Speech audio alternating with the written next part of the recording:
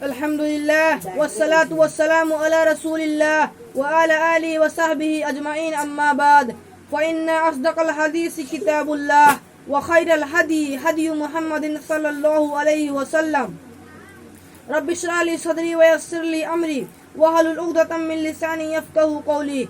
تمام تعریفیں اس اللہ وحدہ لا شریک کے لیے ہے جو پوری کائنات کا خالق ہے اور زندگی کے ہر ضروریات کو پوری کرنے والا ہے۔ اس کے بعد درود و سلام ہو تمام نبیوں پر، خصوصاً آخری نبی جناب محمد رسول صلی اللہ علیہ وسلم پر۔ آج کا میرا عنوان ہے فضیلت قرآن۔ قرآن لفظ قرأ سے بنا ہے جس کا مطلب ہوتا ہے پڑھنا۔ قرآن وہ کتاب ہے جو دنیا میں سب سے زیادہ پڑھی جانے والی ہے۔ اس کتاب کا کیا کہنا؟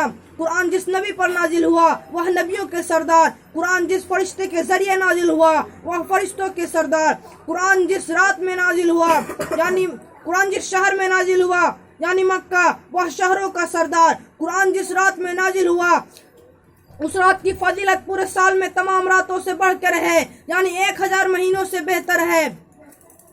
قرآن جس امت کے لیے نازل ہوا وہ امت بہترین امت ہے۔ رسول صلی اللہ علیہ وسلم نے قرآن سیکھنے اور سکھانے والے کو بہترین لوگ قرار دیا ہے، کیونکہ یہ کتاب اللہ تعالیٰ کی جانب سے رسول صلی اللہ علیہ وسلم پر انسانیت کی ہدایت پر نازل کیا گیا ہے۔ اللہ تعالیٰ فرماتے ہیں سورہ بقرہ آیت نمبر 2 میں الف لام میم ذالک الکتاب لا ریب فیہ ھدی للمتقین، اور اس کتاب میں کوئی شک نہیں، پرہیزگاروں کے لیے ہدایت ہے۔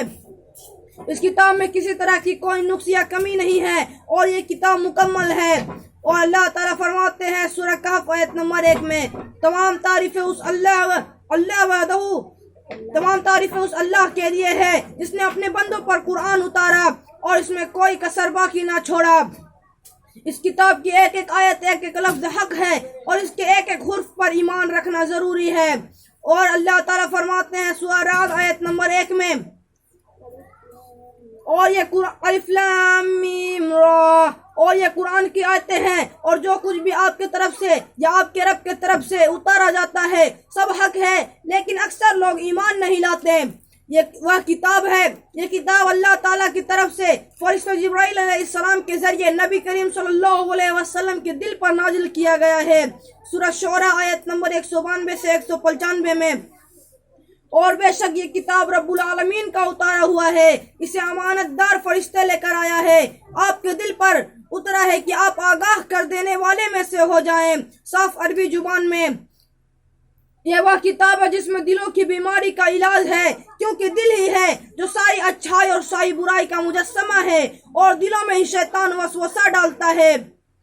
اللہ سبحانہ و تعالیٰ فرماتے ہیں سورہ یونس آیت نمبر 57 میں اور اے لوگو تمہارے پاس تمہارے رب کی طرف سے ایک ایسی چیز آئی ہے جو نصیحت ہے اور لوگوں کی بیماری کا شفا ہے اور رہنمائی کرنے والی ہے اور رحمت ہے ایمان والوں کے لیے۔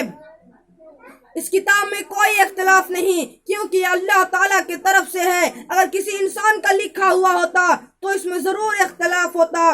اللہ تعالیٰ فرماتے ہیں تجاوز سے پاک ہے سورہ نساء آیت نمبر 82 میں کیا یہ لوگ قرآن میں غور نہیں کرتے؟ اگر یہ اللہ تعالیٰ کی طرف سے ہوتا تو یقیناً اس میں بہت کچھ اختلاف پاتے۔ یہ قرآن کوئی جھوٹ موٹ کی بنائی ہوئی بات نہیں، یہ اللہ تعالیٰ فرماتے ہیں سورہ یوسف آیت نمبر 111 میں یہ قرآن کوئی جھوٹ موٹ کی بنائی ہوئی بات نہیں بلکہ یہ پہلے کی کتابوں کی تصدیق کرنے والا ہے۔ یہ وہ کتاب ہے جو قیامت تک آنے والے تمام لوگوں کے لیے ہے، کیونکہ یہ آخری کتاب ہے جو آخری نبی صلی اللہ علیہ وسلم پر اترا ہے، اس لیے اللہ تعالیٰ نے اس کی حفاظت کی ذمہ داری خود لی ہے۔ اور اللہ تعالیٰ فرماتے ہیں سورہ حجر آیت نمبر 9 میں اور ہم نے ہی یعنی اللہ تعالیٰ ہی نے اس ذکر کو نازل کیا ہے اور ہمیں اس کی حفاظت کرنے والے ہیں۔